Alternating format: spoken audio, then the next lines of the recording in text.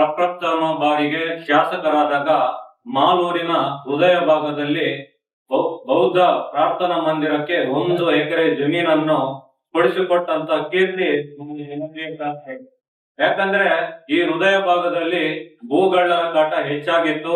ಆ ಸಂದರ್ಭದಲ್ಲಿ ಎಲ್ಲಾ ದಲಿತ ಮುಖಂಡರು ಮತ್ತು ಎಲ್ಲಾ ಸಮನ್ವಯ ದಲಿತ ಪರ ಹೋರಾಟಗಾರರು ಎಲ್ಲ ಬಂದು ನಮ್ಮ MLA ಸಾಹೇಬರಿಗೆ ಪ್ರಸ್ತಾಪನೆ ಮಾಡಿದಾಗ ಅವರು ಏಕ ನಿರ್ಧಾರವಾಗಿ ಅನೇಕ ಅಡೆತಡೆಗಳನ್ನು ಎದುರಿಸಿ ಅದು ಆಶ್ರಯ ಕಮಿಟಿಗೆ ಮಂಜೂರಾಗಿರುತ್ತದೆ 1 ಎಕರೆ ಭೂಮಿ.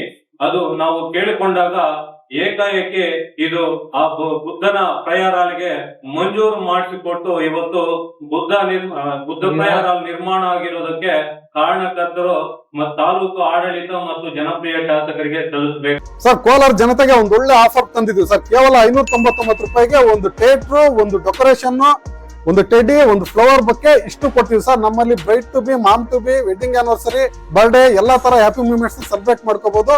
ನಮ್ಮ ಅಡ್ರೆಸ್ ಬಂದು Kolar MG road near Axis bank opposite building.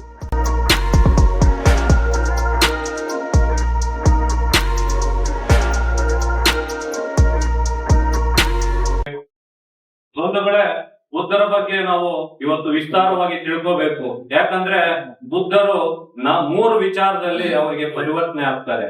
ಒಂದು, ಅವರು ಸಿದ್ಧಾರ್ಥನಾಗಿ ಬೆಳೆದು ಅವರು ಅವರ ಸಾರಥಿಯೊಟ್ಟಿಗೆ ಅವರ ಆಸ್ಥಾನದಲ್ಲಿ ಪರ್ಯಟನೆ ನಡೆಸುವಂತ ಸಂದರ್ಭದಲ್ಲಿ ಒಬ್ಬ ರೋಗಿಯನ್ನು ನೋಡ್ತಾರೆ, ಮತ್ತೆ ಅದೇ ರೀತಿ ಒಬ್ಬ ವೃದ್ಧನನ್ನು ನೋಡ್ತಾರೆ, ಹಾಗೆ ಒಬ್ಬ ಸನ್ಯಾಸಿಯನ್ನು ನೋಡ್ತಾರೆ.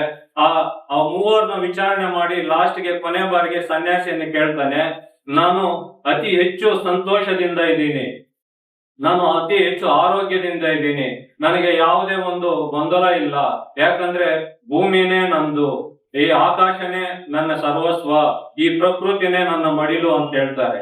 ಆದ್ರಿಂದ ಅದನ್ನ ಅರ್ಥೈಸ್ಕೊಂಡು ಮತ್ತೆ ಅಂಬೇಡ್ಕರ್ ಸಾಹೇಬ್ ಅವರು ಬುದ್ಧ ಮತ್ತು ಅವನ ಧಮ್ಮ ಅಂತ ಕೃತಿನಲ್ಲಿ ಅವರು ಒಂದು ನದಿಯ ಬಗ್ಗೆ ಸಂಕ್ಷಿಪ್ತವಾಗಿ ವಿವರಣೆ ಕೊಟ್ಟಿದ್ದಾರೆ. ಆದ್ರಿಂದ ಅವರು 70-80 ವರ್ಷಗಳ ಕಾಲ ಬದುಕುಳಿತಾರೆ. ಕೊನೆ ದಿನಗಳಲ್ಲಿ 80 ವರ್ಷದಲ್ಲಿ ಚುಂದ ಅಂತ ಒಬ್ಬ ಶವಗಳನ್ನು ಸುಡುವಂತ ಒಬ್ಬ ವ್ಯಕ್ತಿ ಊಟಕ್ಕೆ ಆಹ್ವಾನ ಕೊಟ್ಟಾಗ ಅವರ ಅನುಯಾಯಿಗಳು ಅಸಹ್ಯ ಪಡ್ತಾರೆ. ಆದ್ರೆ ಬುದ್ಧರು ಯಾವುದೇ ಕಾರಣಕ್ಕೂ ಅಸಹ್ಯ ಪಡದೆ ಆ ಮನೆಯಲ್ಲಿ ಊಟವನ್ನು ಸ್ವೀಕಾರ ಮಾಡ್ತಾರೆ. ಅದು ವಿಷ ಪ್ರಾಶಾನವಾಗಿ ಅವರು ಆ ಕೊನೆ ದಿನಗಳು ಅವರು ಮರಣ ಹೊಂದುತ್ತಾರೆ. ನಾವು ತಿಳ್ಕೋಬೇಕಾಗಿರೋದು ಬುದ್ಧ ಅಂದ್ರೆ ಜ್ಞಾನ, ಬುದ್ಧ ಅಂದರೆ ಸಮಾನತೆ, ಬುದ್ಧ ಅಂದರೆ ಪರಿವರ್ತನೆ, ಬುದ್ಧ ಅಂದರೆ ಪಂಚಶೀಲ. ಈ ರೀತಿ ನಾವೆಲ್ಲ ಇವತ್ತು ಅಂಬೇಡ್ಕರ್ ಸಾಹೇಬ್ರೆ 21 ವರ್ಷಗಳ ಕಾಲ ಈ ದೇಶದ ಈ ಪ್ರಪಂಚದ ಎಲ್ಲ ಧರ್ಮಗಳನ್ನು ಸ್ಟಡಿ ಮಾಡಿ ಕೊನೆಗೆ ಬುದ್ಧರ ಮಾರ್ಗಕ್ಕೆ ಹೋಗಿದ್ದಾರೆ. ನಾವೆಲ್ಲ ಬುದ್ಧರನ್ನು ಇವತ್ತು ನಮ್ಮ ಪಾಪಣ್ಣ ಸರ್ ಹೇಳಿದ್ರು, ಇವತ್ತು ಪ್ರಪಂಚದಲ್ಲಿ ಪರ್ಯಟನೆ ಮಾಡ್ತಾ ಇದ್ದಾರೆ.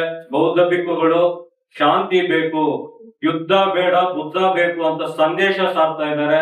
ನಾವೆಲ್ಲರೂ ಬುದ್ಧರ ಮಾರ್ಗದಲ್ಲಿ ಹೋಗೋಣ ಅಂತ ತಮ್ಮೆಲ್ಲರಿಗೂ ನಮಸ್ಕಾರ.